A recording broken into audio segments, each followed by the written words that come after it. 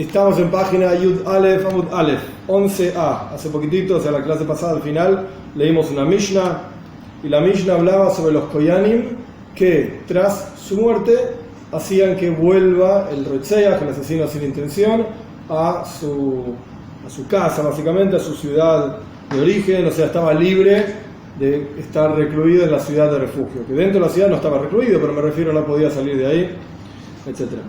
Y vimos que eran tres tipos de Koyanim.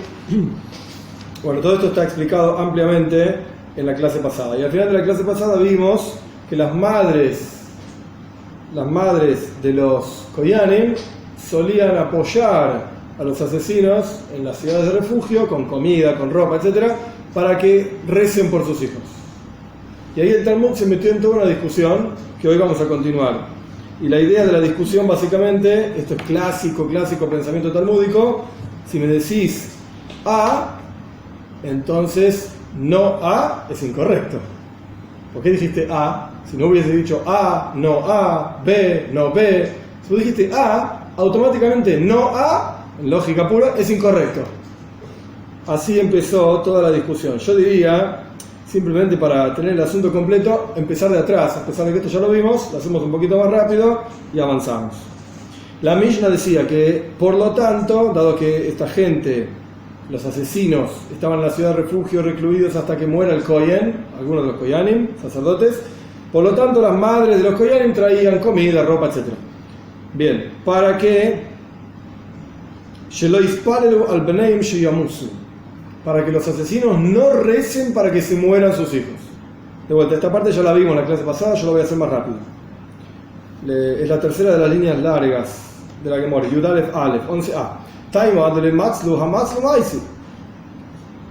Toda la razón por la cual las madres de los Koyanim traían comida era para que no recen para que sus hijos se mueran. Entonces si rezaban, se morían. O sea, la pregunta dicha de otra manera: ¿existe rezar para que otro se muera? ¿Funciona o no funciona? De Axiv, ¿acaso no está escrito? Katzi por la nud, que traer la uf, que ingir las hinam, lo isaboy? El versículo dice en Mishlei, capítulo 26, como un pájaro para su nido, para escaparse, como un pájaro se escapa, como un gorrión vuela, de la misma manera una maldición, entre comillas, gratis, o sea, por nada, no llega, no se cumple. Maldición no se cumple. Si yo te maldigo por cualquier razón, no se va a cumplir esto. Entonces el Talmud cuenta: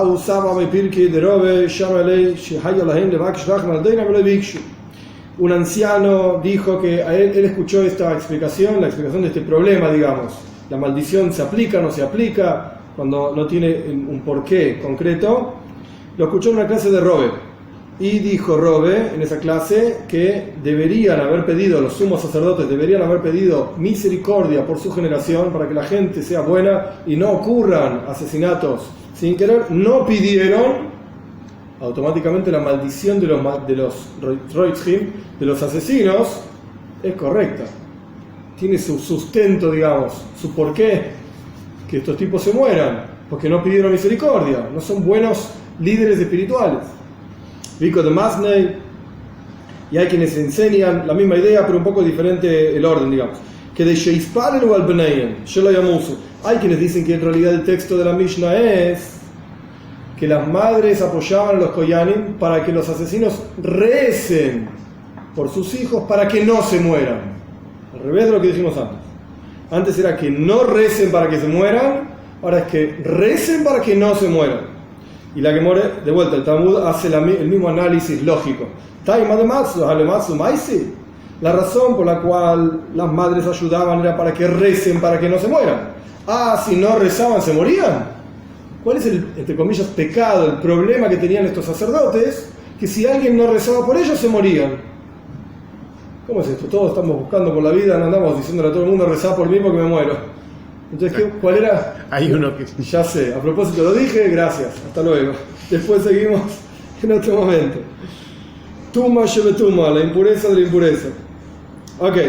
Y si la gente no reza, entonces se mueren. ¿Cuál es el problema de esta gente que se moría si no rezaban por ellos? ¿Qué podría haber hecho este sacerdote? El Kohen Gadol o lo que sea, el Kohen ¿Qué querés que haga? Recen por mí porque si no me muero. Pobre tipo, ¿qué hizo que merece la muerte? Hajamrinan, y acá el Talmud trae dos ejemplos clásicos que aparecen en diferentes lugares en el Talmud. Ejemplos clásicos de que alguien hace algo malo y otro es castigado. Este zafó y el otro lo castiga. Tuvia Jata, Besigud Mangi. Tuvia pecó, un tipo que se llamaba Tuvia pecó, y Zeigud, un tipo que se llamaba Zeigud, recibió los latigazos. Hasam Amre, en Eretz Israel decían, Shem Nasib, Umakvai Gozir. Shem, ya conté toda la historia de la clase pasada, él tuvo una noche de placer, etc. Y Makvai, que era un tipo que vivía en la ciudad de Shem, tuvo que hacerse el bris. No corresponde, o todos disfrutamos o ninguno.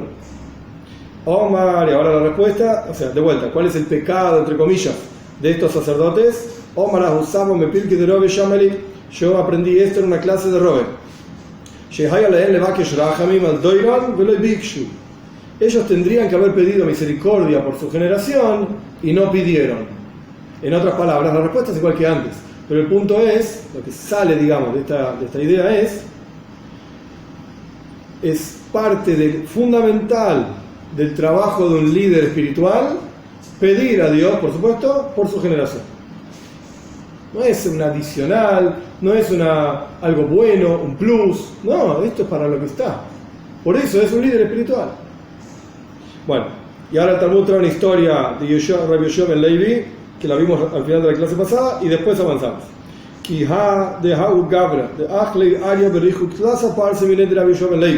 Como la historia que ocurrió, un tipo, una persona, que se lo comió un león a una distancia de 3 parsa, una distancia larga, ¿sí?, de Rabbi Yoshua ben Levi, y Eliyahu Anobi, el profeta Eliyahu, no se le apareció a Rabbi Yoshua ben Levi por 30 días, como mostrando, hey, ¿por qué murió alguien en tu vecindario, digamos? Porque no pediste por él. Y Rabbi Yoshua ben Levi sin duda era un gran líder espiritual en su generación, y tendría que haber pedido misericordia.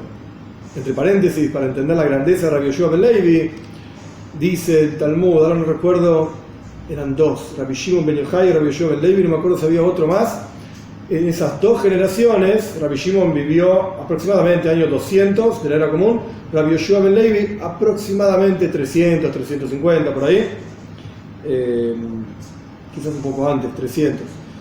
Sea como fuere, en esas 2 generaciones el Keshes, el arco iris, nunca apareció. El Talmud explica que el arco iris es la señal del pacto entre Dios y Noach, de que Dios no va a volver a traer un diluvio. Y cada vez que aparece el arco iris, es una prueba de que el mundo estuvo al borde de que Dios acabe con todo, traiga otro diluvio, obviamente recordó su pacto y muestra el arco iris. En las 2 generaciones, Rabbi Shimon ben Yochai y Rabbi Yoshua ben Levi, nunca apareció el arco iris. ¿Por qué? Por el mérito de ellos, correcto.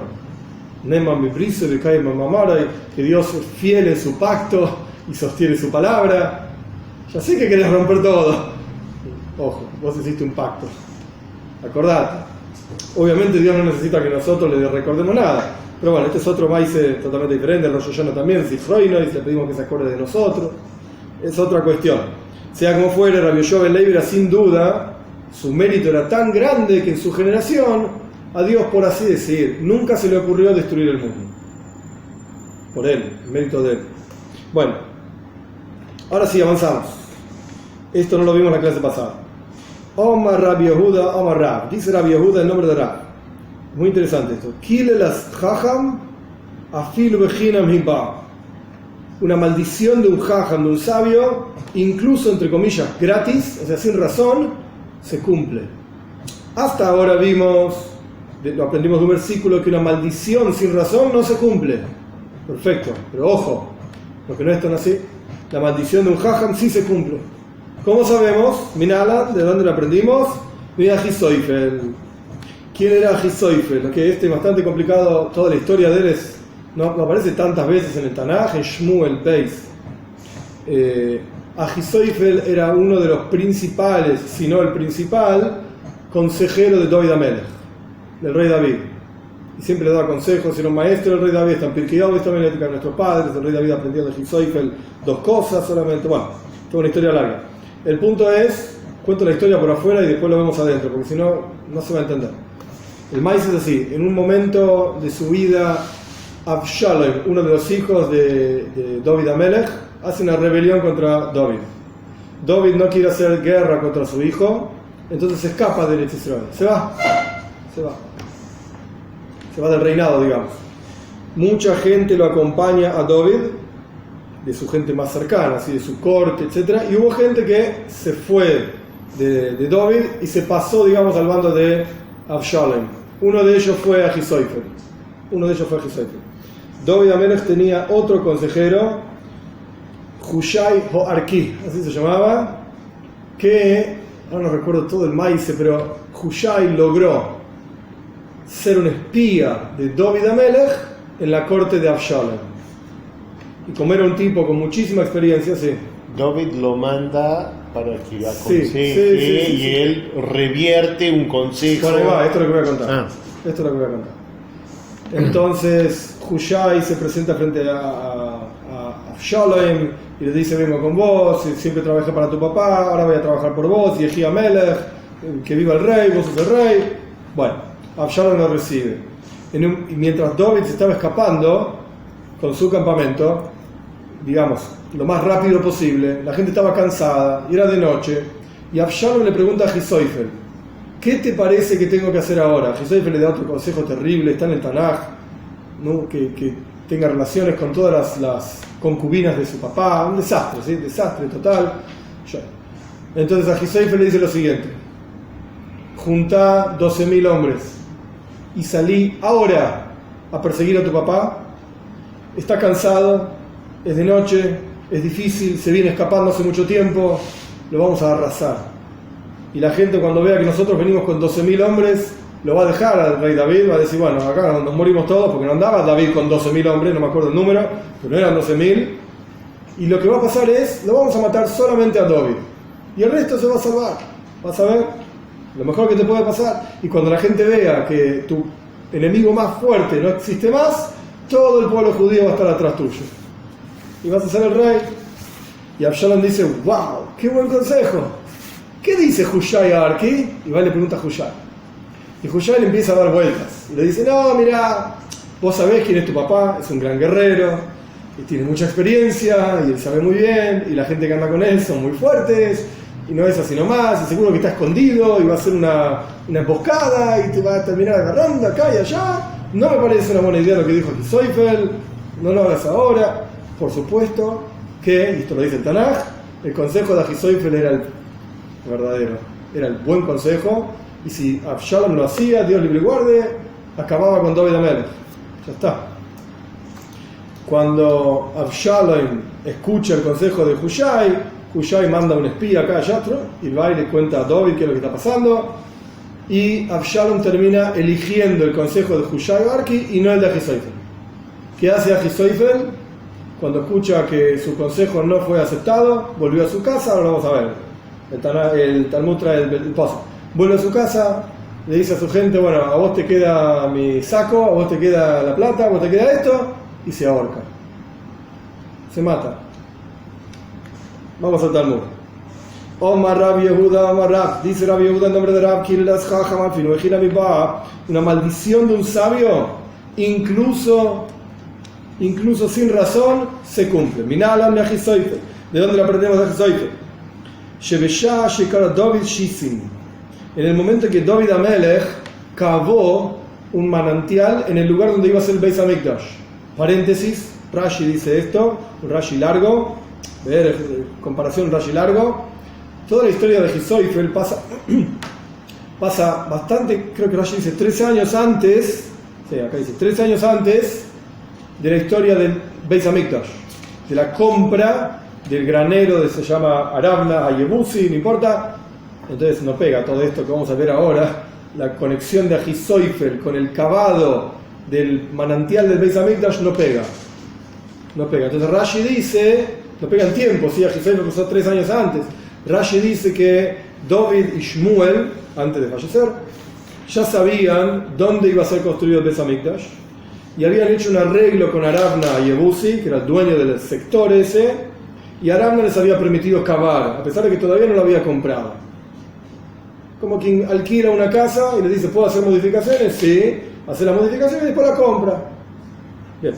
Entonces, en el momento en que David Amelech estaba cavando el manantial en el lugar donde iba a ser el Beis Hamikdash, el templo, Kafate Hoima, subió el abismo, las profundidades de las aguas que están abajo subieron. Vale Mishtefo al alma, y quiso el abismo arrasar con todo el mundo, destruir todo el mundo. Rashi explica, esto surge, trae de otro lugar, ¿no?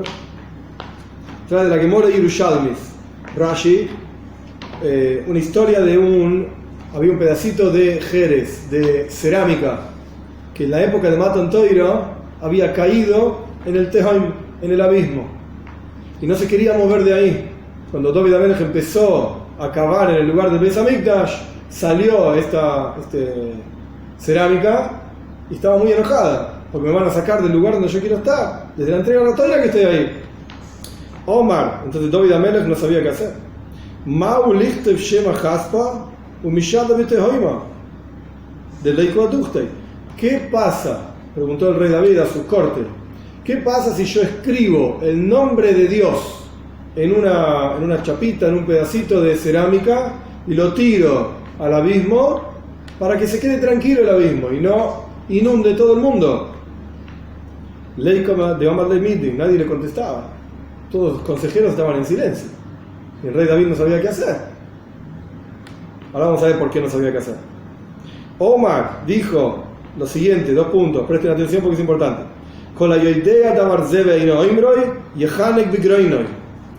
Todo, dijo David Amelech frente a su corte, todo el que sabe esta halajá que yo estoy preguntando y no me la dice, que se ahorque. Que se ahorque, se le cierre la garganta y muera ahorcado. Nasa Ahisoifel Kalvajoimer, Ahisoifel levantó la mano y dijo, yo sé. Y dijo así, Kalvajoimer es, como ya hablamos varias veces, ¿sí? Una cuestión grave, si la cuestión sencilla es así, la cuestión grave cuanto más aún que es así. Y Ahisoifel dijo así, Nasa Ahisoifel Kalvajoimer Beatzmoy. Ahisoifel dijo así, Omar dijo, Umal hace Shalom Benish Leishtoy, Amra Toira Shmin Shenichta Vikidusha Imagelamay. ¿Cómo es el din, la ley con Soita? Soita es una mujer que se desvió del camino del recato. Es una historia larguísima que no viene al punto. El punto sí es que parte del proceso de esclarecer si esta mujer fue infiel o no es escribir en un pergamino todo un pedacito de la Torá, en donde aparecen varios nombres de Dios. Y ese pergamino se borra. En la Torá borrar significa con una especie de gilet, de cortante, arrancar, por así decir, raspar la tinta del pergamino. Eso se llama borrar. ¿Soy que no se mojaba en agua? No. Entonces se borraba toda la tinta de este pergamino en un recipiente con agua. O sea que había que borrar el nombre de Dios, cosa que está terriblemente prohibido. Es una prohibición de la Torah, Bilbat Meshumam. No podés destruir el nombre de Hashem. Acá, para hacer paz entre un hombre y una mujer, porque este hombre quería saber si esta mujer fue infiel o no, la llevaba al templo, tuvo un proceso largo. Parte del proceso era borrar el nombre de Dios y varios nombres de Dios. ¿Para qué? Para hacer paz entre este hombre y esta mujer. Entonces, sí está permitido borrar el nombre de Dios con kedusha, con santidad, sobre las aguas, que ese agua también se sacaba de un Beis Hamikdash, para hacer paz entre un hombre y una mujer. Lejolo un culo y lo que para salvar a todo el mundo, sin duda se puede borrar el nombre de Dios. Porque ¿qué pasa? El rey David estaba preocupado. Yo voy a escribir el nombre de Dios en un pedacito de cerámica, lo tiro ahí adentro y se va a terminar borrando. Entonces yo estoy generando que se borre el nombre de Dios. Por eso se escribe DI-S o DS. Se intenta de toda manera posible no escribir el nombre de Dios, ni siquiera aquel nombre con el cual se lo llama a Dios. Porque hace referencia, por supuesto, al creador del universo, al Señor de todo, etcétera, etcétera. Este fue el Kalvajoimer de Ahisoifel. Omar Ley, entonces Ahisoifel De vuelta, levantó la mano y dijo, Sharei, está permitido, escribilo y hacelo. Kasaf Shema Haspa, entonces el rey David escribió el nombre de Dios en un pedacito de cerámica, se calmó, lo tiró al abismo, se calmó, las aguas se calmaron y se puso todo en su lugar y ya está. Esto fue, entre comillas, hace 3 años. Perdón. Esto fue 3 años antes de la construcción propia del Beis Hamikdash. El punto es que con la historia de Ahisoifel, después, cuando Ahisoifel se va con Absalom, sí, está escrito de Ahisoifel Ra. Ahisoifel vio que Absalom no aceptó su consejo de juntar a 12.000 hombres, matar al rey David, etc. Armó su burro, se levantó, se fue a su casa, y a su ciudad, y le dijo a su gente el testamento y se ahorcó. Entonces vemos acá, el rey David dijo una maldición, pero con una condición: el que sabe y no me dice, que se ahorque. Pero si vos sabías y decías, no se cumplía la maldición. Pues acá vemos que se cumplió igual, se ahorcó. Omar, ¿se entiende? Omar Rabbi Abau, dice Rabbi Abau, un paso más todavía.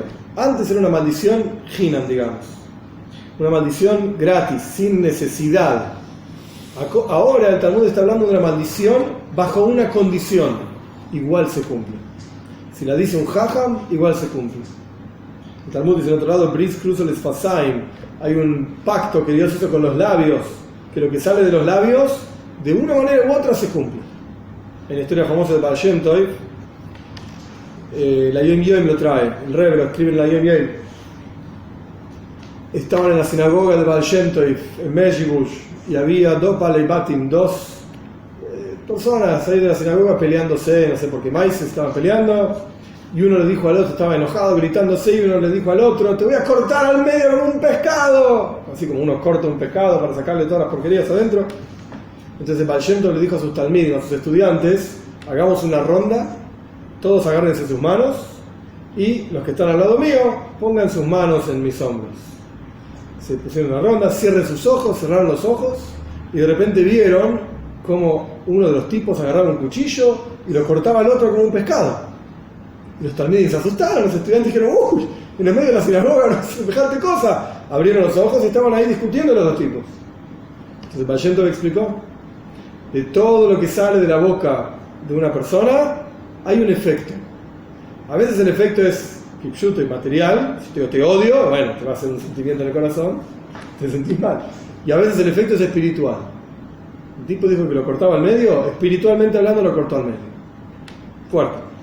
No, sea como fuere, acá vamos más allá todavía, porque estamos hablando aquí de una maldición de un sabio bajo una condición, y sin embargo se cumple.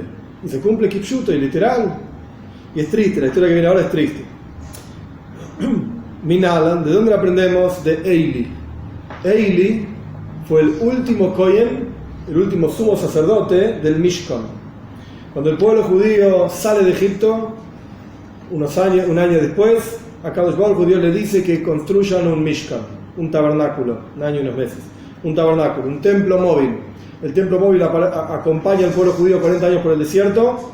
Cuando entran en la tierra de Israel, establecen ese templo móvil en Shiloh. Primero estuvo en otro lado, Gilgal, qué sé yo, Shiloh. Y estuvo en total 369 años, si no me acuerdo. Eran paredes de piedra con todas las cortinas que había hecho Moishe Rabbeinu, y con todos los utensilios que había hecho Moishe Rabbeinu. Eili HaKohen fue el último Kohen del Mishkan. Tras la vida de Eili, el Mishkan se mudó a 2 lugares más, Noiv, después Givón, y lo destruyeron.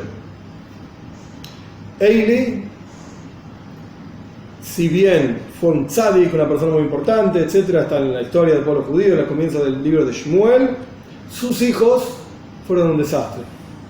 Los hijos de Eili fueron un desastre. Y hay una maldición de larga data, incluso en el Talmud. Imagínense, Eili vivió haciendo una cuenta rápida, 2000, como 3000 años, hace 3000 años, poco menos de 3000, 2800 años más o menos. En la época talmúdica, o sea, estamos hablando año 400 de la era común, más o menos, continuaba vigente gente que sabían que descendían de la casa de Eili y morían jóvenes por ser descendientes de la casa de Eili. Terrible. Estamos hablando casi 2000 años que se continuaba. ¿Sí? Sí, yo soy descendiente de Eili, así que ya sé cuánta vida me queda. Duro. Pero Abai era descendiente de Eili. Bueno, sea como fuere, los hijos de Eili cobraban por las ofrendas que no se podía cobrar, se aprovechaban de la gente que venía. Hay quienes dicen incluso que violaban a las mujeres que traían ofrendas al Mishkan. Desastre. Esta es la historia de Eili. De Kamarle Eili de Shmuel. Eili le dijo a Shmuel, para entender esto que le dijo,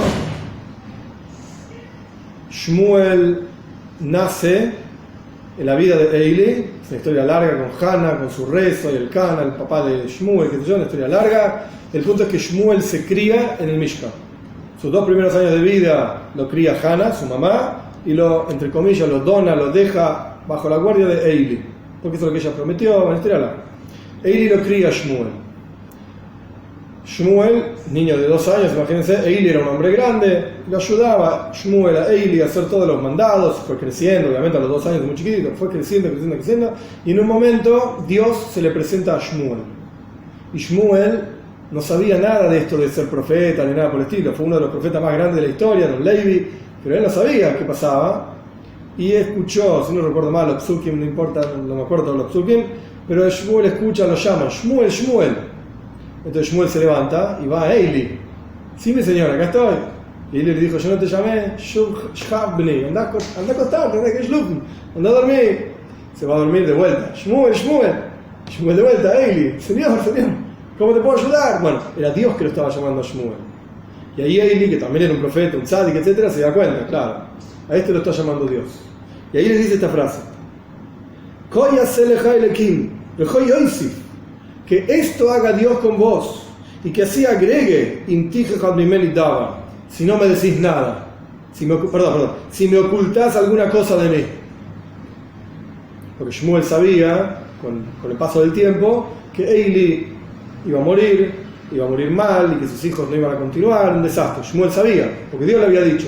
Entonces Eili le exige a Shmuel: decime todo lo que vos sabés, no me ocultes nada. Pero antes de decirle esto, le dijo, que es un clásico lenguaje de maldición en el Tanaj, que así te haga y así te agregue. A pesar de que no dijo exacto qué es lo que iba a hacer Dios con vos, es como quien le dice a uno: ojo, no te estoy diciendo qué va a pasar, quizás te doy un caramelo, quizás te pego, no importa, digo, ojo, decís, bueno, algo malo va a pasar. Bien, que así haga Dios con vos. ¿Qué es lo que iba a hacer Dios con él? Que así como mis hijos fueron un desastre, que tus hijos sean un desastre si no me decís lo que sabés. Y a pesar de que está escrito,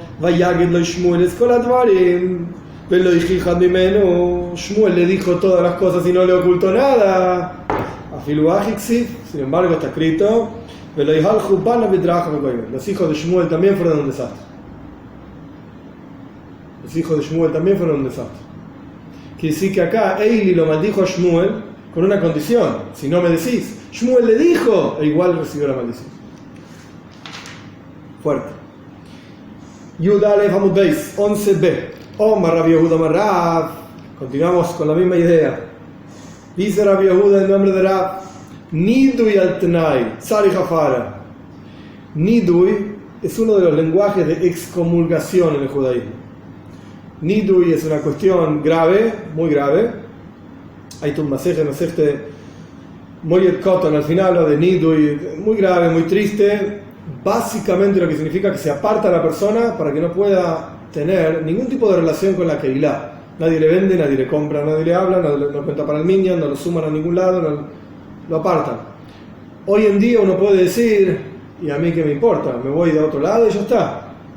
Pero no se olviden que hace muchos años, y no hace tantos años tampoco, 200 años, me animaría a decir quizás incluso menos, apartarse del núcleo donde uno vivía era casi la muerte. Porque no conocías a nadie, no conocías, muchísimos judíos ni siquiera conocían el lenguaje del país, sabían yiddish nada más. Entonces no tenían ninguna relación con el outside, con el mundo fuera de ellos. Entonces que te aparten de todos lados era casi sentencia de muerte, casi. Entonces, esto es un nidui. Hay varios lenguajes, nidui, shanta, son uno más grave que el otro. El punto acá es una excomulgación bajo una condición. ¿Cuál es la diferencia con Jerem? Son diferentes lenguajes de lo mismo. Nidui, Jerem, shanta. Tzari Jafara. Tiene que ser deshecha, a pesar de que no se cumpla la condición, hay que deshacerlo igual. Porque de vuelta, te excomulgo si no me decís hola. El tipo dijo hola. Bueno, pero igual quedó una marca de esa excomulgación bajo la condición. O, al revés, que es un poco más claro como lo dice Kala Gemore, si decís hola, te excomulgo. Bueno, no dijiste hola en el resto de tu vida. Nunca lo dijiste. Pero igual quedó una marca de ese nidui. Minalan, ¿cómo sabes esto? Esta es una historia también larga. ¿Cómo sabes esto? Mi Yehuda. Lo aprendemos de Yehuda ben Yaakov. Justo en la parcha de esta semana nace Yehuda. Lo aprendemos de Yehuda. Dixiv está escrito. Leo el versículo y después explico la historia, es larga. Acá el Talmud ni siquiera trae todo el paso. La historia es así. El versículo dice, si no te lo traigo a ti, entre paréntesis, con vida, no dice eso el versículo, voy a pecar para ti toda la vida. Historia, Bekitsu, una historia larguísima, súper reducida, porque si no vamos a perder todo el hilo de la cosa y no viene al caso. Los hermanos de Yosef, hijos de Jacob, lo venden a Yosef a Mitzrayim. Cuando los hermanos se presentan en Mitzrayim para comprar trigo, producto del campo, Yosef les quita a Shimon primero. Y después les exige traerlo a Binyamin, que era el hijo más chico de Jacob. Los hermanos vuelven a Jacob y Jacob no quería saber nada. El punto es que había mucha hambruna en la tierra de Canaán. Y Jacob les dice, vayan a comprar comida. Yo estoy sacando un montón de detalles para hacerlo rápido. Y entonces los hermanos, los hijos de Jacob le dicen, sí, ya te dijimos que hay que llevarlo a Binyamin. Si no lo llevamos a Binyamin, el tipo ese, que era Yosef, ellos no sabían, no nos va a vender nada. Y Jacob empieza a quejarse. ¿Para qué le dijeron que tengo un hijo? Y que... Bueno, toda una cuestión larga. Jacob no quería dejar ir a Binyamin. Aparece Reuben, que va a aparecer acá. Aparece Reuben. ¿Y qué dice Reuben? Reuben dice una burrada.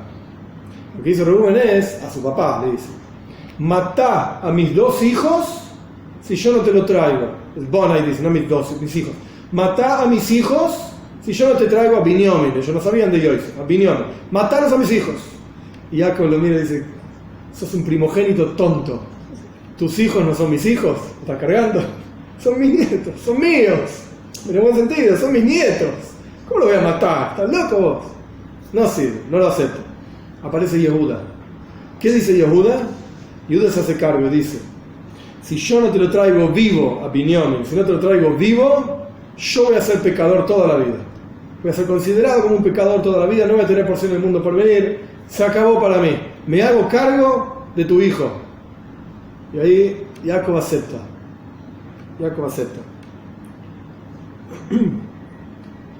En la práctica, ¿Yehuda trajo a Binyamin o no? Sí. La historia termina bien, digamos. Termina todo muy bien, todo muy lindo. Y Jacob después va a Mitzrayim y va. La historia larga sigue.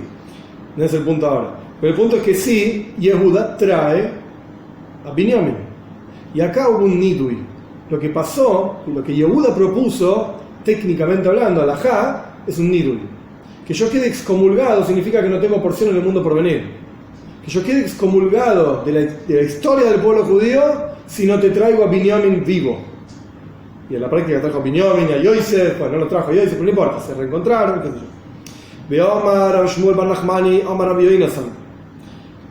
Dice Rabbi Shmuel bar Nachmani, dice Rabbi Yonasan. Mai Dixiv, ¿por qué está escrito lo siguiente? Al final de la Toira, paseo por toda la historia del pueblo judío.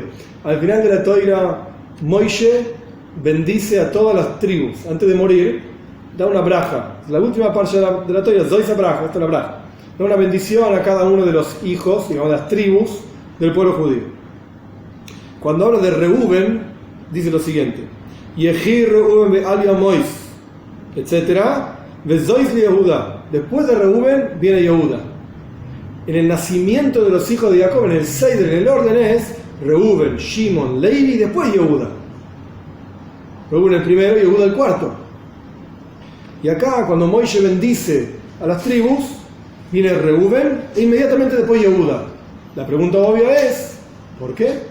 Te salteaste a dos en el medio, que después les dice también sobre ellos, pero te lo salteaste. Entonces explica el Talmud lo siguiente: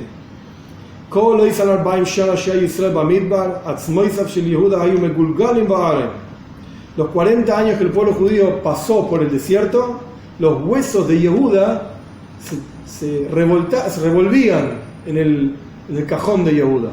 Estaba todo desarmado, digamos. Yehuda, ¿qué pasa? Cuando Yosef, estamos paseando por la historia, sería bueno, si tiene la historia clara en la cabeza es fácil, si no es medio complicado. ¿Qué va a hacer? Cuando Yosef hace jurar a sus hermanos que un día se van a ir de acá, nos vamos a ir todos de Mitzrayim, dice: lleven mis huesos con ustedes. Traducción literal es: sáquenme de acá, llévenme y entiérrenme. Está enterrado en Shem. Perfecto. ¿Qué ver Yosef? Que los musulmanes lo destruyeron, lo profanaron, no tienen respeto por las cosas más básicas del ser humano. No, ¿qué ver Yosef en Shem? Pero como dice ustedes, con ustedes, y eran los hermanos los que estaban prometiendo, jurando, aprenden nuestros sabios, que no es que solamente el pueblo judío cargó los huesos de Yosef por el desierto, cargaron los huesos de todos los hermanos, de todas las tribus, todos se los llevaron. Y imagínense montones de tipos andando con los cajones de cada una de las tribus, Reuben, Shimon, Levi, Yehuda, todos. Bien. Pero hay aquí, los cajones de cada uno de los hermanos hijos de Jacob estaban, digamos, enteros, no había ruido cuando uno mueve una cosa que tiene alguna cosa suelta adentro, no se escuchaba ningún ruido, estaban enteritos. El de Yehuda se escuchaba clic, clic, clic, clic, clic, clic, clic. Estaba todo el día movimiento adentro del cajón. 40 años.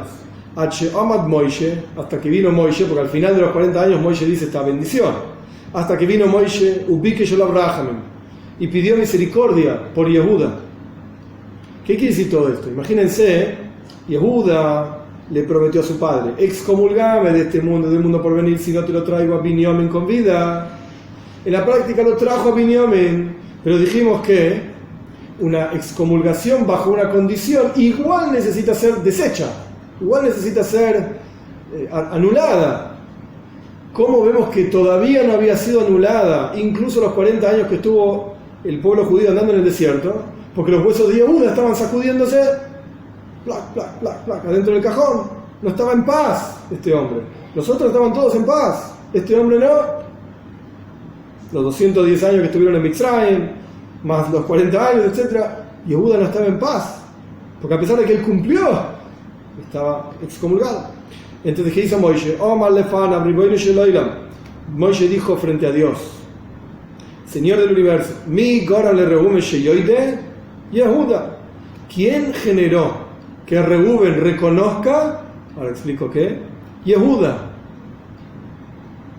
Por eso, inmediatamente después de que Moishe dice Yehi Reuben, que viva Reuben, etc., dice Bezois li Yehuda. Ahora acordate de Yehuda, porque el mérito de Reuben le pertenece a Yehuda. ¿Qué tiene que ver Reuben acá? Otra historia de la Torá, hay que tener un poco la Torá en la cabeza. Otra historia de la Torá, cuando se muere, primero se muere de las esposas de Jacob, tenía 4 esposas: Leia, Rachel, Bila y Zilpa. Cuando se muere Rachel era la esposa principal de Jacob, todo el mundo está de acuerdo con esto, incluso los hijos de Leia estaban de acuerdo con esto. Bueno, cuando se muere Rachel y la entierran, los hijos de Rachel los hijos de Leia, pensaron, toda la vida mi mamá, que era la hermana de Rachel y era la hermana mayor de Rachel, sufrió porque Jacob la quería más a Rachel que a Lea. Ahora se murió Rachel.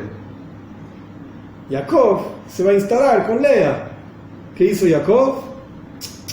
Se instaló con Bila. Se instaló con Bila. Bila era, hablando mal y pronto, la shikse de Lea. La shikse de Rachel, perdón. La shikse de Rachel. La shikse de Rachel. Zil para la shikse de Lea. Shikse la chica la cuidadora, lo que sea. Entonces Reuben estaba extremadamente enojado. Reuben era el hijo mayor de Lea, el primer hijo de Jacob. Si durante toda la vida de Rachel mi mamá, Lea, se tuvo que aguantar a su hermana y que mi papá, Jacob, quería más a la hermana, cuando se muere Rachel, ahora mi mamá se tiene que aguantar a la shikse de la hermana. ¿Cómo es esto? Agarró la cama de Jacob, la sacó de la tienda de Bila y la llevó a la tienda de Lea. Paréntesis, parece importante. La Toira dice, Kipshute literal, Vaishka es Bila. Traducción literal, Reuben se acostó con Bila. Eso es lo que dice la Toira. Dice la Gemara, el Talmud dice, y esto está apoyado en la Toira misma, que todo aquel que dice que Reuben pecó, o sea que en la práctica se acostó con Bila, está equivocado. ¿Cómo vemos que Reuben no se acostó con Bila? Porque cuando Jacob cuenta a sus hijos, lo cuenta como el mejor es Reuben, el primero es Reuben.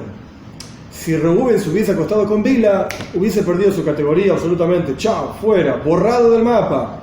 El hecho de que Jacob lo cuenta como su primogénito es porque en realidad no pecó, no se acostó literalmente con Bila, pero el hecho de haber movido la cama de su padre de una tienda a la otra es considerado como tan grave lo que hizo como si se hubiese acostado. Cerramos paréntesis. El punto es que cuando Reuben reconoce que se equivocó, cuando vio que Yehuda reconoció que se equivocó. Cuando Yehuda se equivocó, otra historia. Cuando se equivocó Yehuda y reconoció, Yehuda tenía 3 hijos. Oinon y Sheila. Consiguió una buena chica, Tamar, chica linda, buena familia, para que se case con Eir. Se casó con Eir, murió Eir. Después se casó con Oinon, murió Oinon. Cuando, no importa todo el detalle, cuando Tamar esperaba casarse con Sheila, el tercer hijo de Yehuda, Yehuda dijo, anda, después vamos, es chiquito, pará, que crezca un poquito. Yehuda dijo, esta tipa de terror, mata a todos los maridos, así que no la quiero saber. Historia larga, Yehuda termina teniendo relaciones con Tamar, tiene 2 hijos, Zerah y Pérez, de ahí sale Moshiach, de Pérez. Tamar embarazada, antes de tener los hijos por supuesto, embarazada, le dicen a Yehuda, tu nuera fue promiscua, tiene hijos, está embarazada y no tiene marido, y tenía que casarse con Sheila, con tu hijo, etc. Dice Yehuda, sáquela a quemarla, vamos a quemarla. ¿Por qué quemarla? Porque Tamar era hija de Shem, y Shem era Cohen, el sacerdote, digamos, de la época. Una Bas Cohen, una hija de un Cohen, esto lo vimos también, que es adúltera, hay que quemarla. Quémela, dijo Yehuda. Bueno, Tamar le termina probando a Yehuda, sin decírselo en la cara ni frente a nadie, que el papá de los chicos era él. Y Yehuda reconoce, es verdad, Tzadka, dice Yehuda, tiene razón, fui yo, me hago cargo. Bien, cuando Reuben vio que Yehuda se hizo cargo de su pecado, digamos, de su actividad, ahí Reuben dijo, sí, yo también me equivoqué. Me golpeó el pecho y hago tshuva. Estuvo mal. Entonces esto es lo que Moishe le recuerda a Dios. Y aquí Reuben vivió, ¿por qué? Desde Yehuda, gracias a Yehuda. Entonces ahora dejalo, pobre tipo, Yehuda en su tumba, tranquilo. Ahora, ¿estamos hasta acá? Bien, paseamos un poquitito por la toira. No termina ahí la cosa, es muy interesante como la Gemara lo ve. No termina ahí la cosa, unas líneas más, nos falta y terminamos este pedacito para la próxima Mishnah, que hoy no lo vamos a estudiar. El Pasuk dice, Vezois Yehuda, Shma Hashem Kol Yehuda. Moishe dice, esto es lo que le toca a Yehuda, escucha a Dios la voz de Yehuda.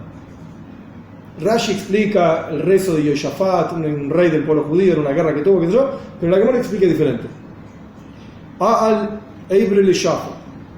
Lo primero que pasó cuando Moishe dijo este versículo es que cada uno de los miembros de Yehuda se volvieron a su lugar. Estaba todo hecho un balagán, un lío dentro de la tumba, del cajón. Bueno, se acomodaron los huesos y estaba tranquilo. Pero no lo dejaban entrar en la yeshiva arriba, en el Ganeide. No lo dejaban entrar. Entonces Moishe dijo: Vel amo y te vieno, llévalo a su pueblo. ¿Okay? Lo dejaron entrar. Lo dejaba callado le Mishka le Mitra Veshmaito, Bahat Rabbanan. Yehuda no sabía cómo discutir con los rabinos que estaban ahí sentados en el Gan Eden y sacar leyes, porque no estaba acostumbrado, no sabía cuál era el sistema. Entonces Moishe continuó hablando: Yadav Rabloy, dale fuerza a sus manos para que pueda discutir con la gente en el Gan Eden. Lo dejaba ya de Fruki Kusha y no sabía cómo responder preguntas. Le preguntaban algo o él decía algo y se lo cuestionaban y no sabía cómo responder. Entonces Moishe termina el versículo y dale ayuda de sus sufrimientos, digamos, de sus enemigos. Ayudarlo de sus enemigos.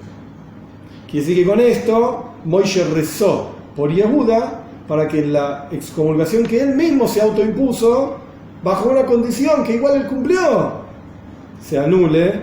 Moishe tuvo que rezar muchísimos años después. Bien, último pedacito de nuestra Mishnah. Habíamos dicho en la Mishnah que había tres tipos de Koyanim. Terminamos con toda esta historia, ¿sí? Ya está. De la maldición, y listo. Tres tipos, el Talmud salta así rápidamente. Hay que prestar atención. Tres tipos de Koyanim que hacían que el Reitzeach, el asesino, vuelva a su casa. Kohen Gadol, que fue Nimshach Beshemen Amishcha, que fue ungido, o Meruba Bebegadim, o que fue inaugurado, digamos, con ropas del Kohen Gadol. Y el tercero era el que sirvió como Kohen y después lo bajaron, porque el Kohen original, digamos, el primero, volvió a su puesto. Pregunta el Talmud. Y vaya Lehu. Se preguntó en la yeshiva, estaban estudiando esta Mishnah y preguntaron en la yeshiva: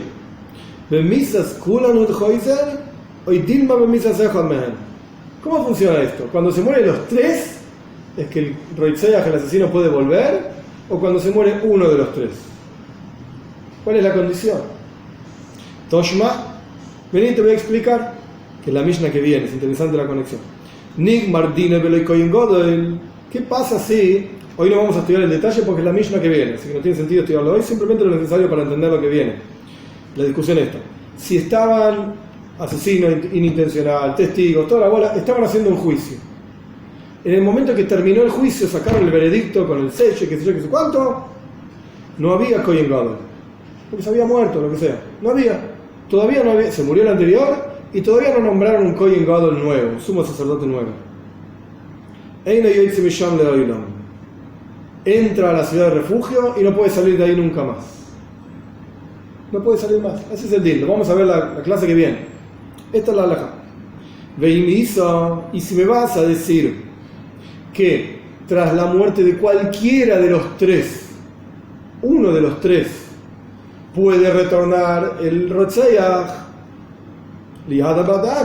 ¿por qué es que el tipo se tiene que quedar cuando se terminó el juicio sin Kohen Gadol? ¿Por qué es que el tipo se tiene que quedar toda la vida dentro de la ciudad de refugio? Cuando se muere uno de los otros, que salga. ¿Se entiende la pregunta? Con esto probamos, por así decir, nos falta una palabra y terminamos. Con esto probamos que tienen que morir los tres. Porque si no, tras la muerte de alguno de los otros, tendría que poder salir. Pero la Mishnah no dice eso. Tienen que morir los tres. Gravísimo. Responde el Talmud: no, señor. Con la muerte de uno de los tres sale cualquiera de los tres en cualquier momento. Y la Mishnah dice solamente Kohen Gadol, Betelaika, porque nosotros dos no había. ¿Qué pasa? Es extremadamente raro, yo diría imposible, que coexistan los tres. ¿Por qué? Los primeros dos no tiene sentido que existan los dos juntos. ¿Por qué? Uno fue ungido con aceite de unción. Y el otro, al no haber aceite de unción, se inauguró con las ropas. Quiere decir que estaban en épocas diferentes de la historia del Beis Hamikdash. Los dos juntos no pueden existir. Lo que sí puede existir es alguno de estos dos, el que fue ungido o el que tenía las ropas, con el que sirvió durante un Yom Kippur o algo así y después bajó de categoría. Eso sí podía ser, pero no quiere decir que siempre existió. Puede ser que el Kohen Gadol nunca tuvo un problema y nunca fue necesario un suplente. Bueno, un día se murió, ¿qué va a hacer? Buscamos otro Kohen Gadol, pero el suplente no. Entonces, al no haber otro en el Kohen Gadol, lo normal en general era que no era necesario nunca el suplente. Eso es lo normal. Incluso la Mishnah, la Gemara en Yuma, tiene detalles y detalles de todos los procesos que se hacían con el Kohen Gadol antes de Yom Kippur para evitar que tenga algún problema de impureza. Lo volvían loco, pobre tipo. No lo dejaban dormir toda la noche. Lo sentaban en una silla que tenía una sola pata. Entonces si el tipo se estaba durmiendo, se caía. Y le hablaban toda la noche. Le decían al ley, pobre tipo, lo volvían loco. Con tal de que no se impurifique, lo volvían loco. Era raro, sí, era extraño. Pero podía ocurrir igual.